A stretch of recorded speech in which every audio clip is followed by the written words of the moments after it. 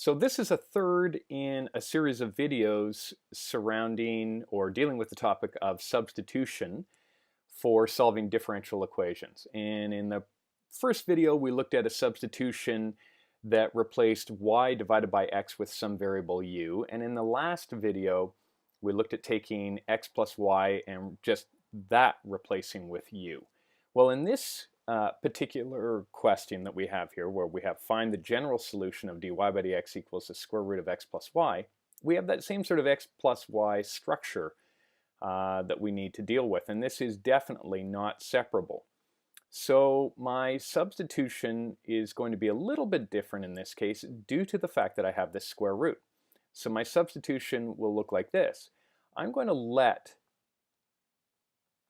u squared be x plus y. And you might wonder why I do that. Well, it's simply because when I put u squared in for x plus y and then take the square root, I'll just be left with u, which will make everything cleaner and easier to work with. Okay, so as before, we need to get y isolated. So we have y is u squared subtract x. And because we'll need to replace the dy by dx, we need to take the derivative. So dy by dx will be d by dx of u squared subtract d by dx of x. And that's simply 2u du by dx by the chain rule. And this is just minus 1. So now we're ready to replace everything in our differential equation.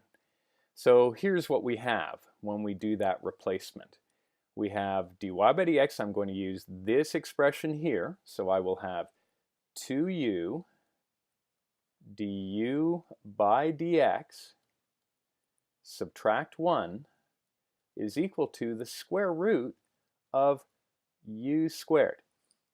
Well, that simplifies nicely to be nothing more than 2u du by dx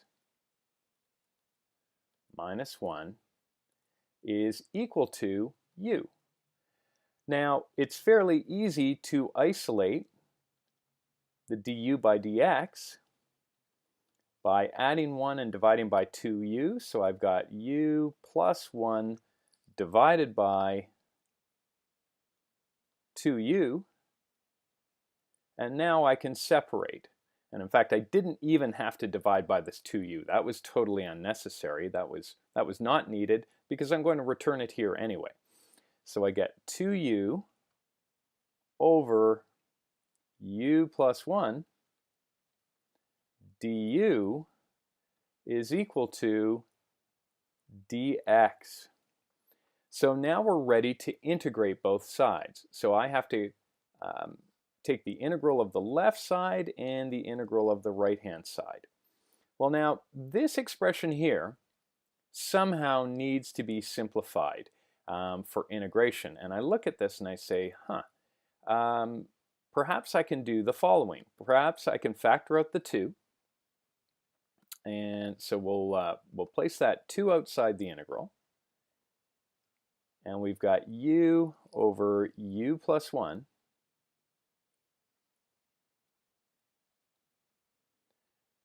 du.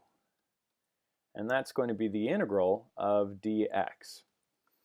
Okay, well, what I might do here is say 2 times the integral, and I'm going to do something that's kind of clever here. U plus 1 minus 1, that's still equivalent to u, all over u plus 1. And this isn't exactly partial fractions, but it's kind of similar to that approach. And this is the integral of dx. Well, now this separates into 2 times the integral, and if I really just take this u plus 1 and divide by this u plus 1, I will get 1, and I'll still have minus 1 divided by u plus 1 du, and that will be dx. Well, now to integrate both sides is pretty straightforward. Let's do that up here.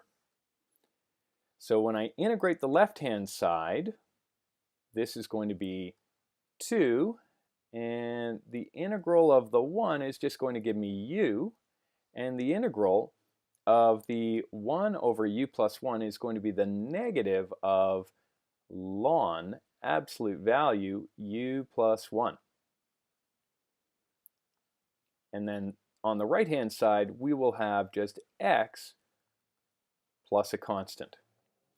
Well, now if we wish, we can go back and replace our variable u with what u represented. Now we have to go back up to our problem here and say, oh well, u squared was in fact x plus y. So u is going to be the square root of x plus y. So what do we have now? We have 2 times the square root of x plus y, because that's what u is going to be, subtract ln of the absolute value of square root x plus y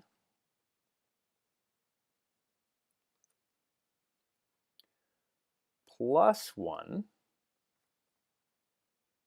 I actually have to go back and remove that absolute value bar. It belongs after the 1. That whole expression is equal to x plus a constant. So perhaps to finally clean that up, I'll just write that as 2 square root x plus y minus 2 ln of absolute value square root x plus y plus 1. Subtract x is equal to a constant. And you might say, well, what about getting this in terms of y explicitly? Y equals something. Well, that's not something we can do. This is implicit in y now. That's the best we can do with this solution at this point.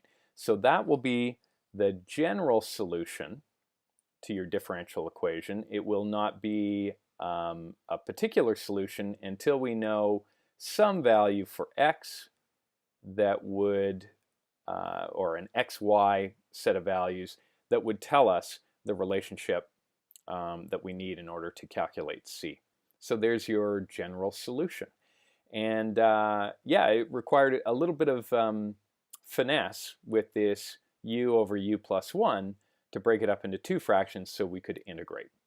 And there you have it. That is the same kind of solution that we had last time, where we made a replacement for x plus y, but in this case it was u squared. And once again, our motivation for that was the fact that we had a square root around this. Hope that helped.